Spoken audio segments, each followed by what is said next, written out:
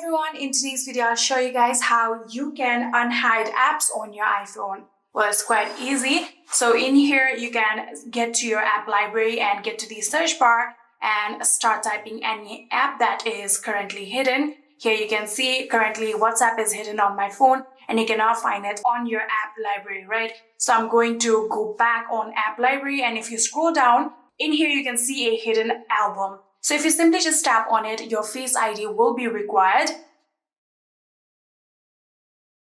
And after doing that, here you can see WhatsApp is now shown in this hidden album. So in order to unhide it, you'll have to long press on this application and you'll have to tap on Don't Require Face ID.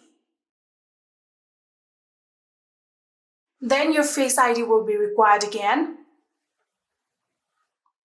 And here you can see there are no apps in this hidden album. Now you can simply just tap on the search bar right here and then start typing WhatsApp. Here you can see WhatsApp is right here. And just like this, you can unhide application on iPhone. I hope this video was helpful to you guys. If it was, please do not forget to hit that subscribe button and like our video. Thank you so much for watching. See you in the next.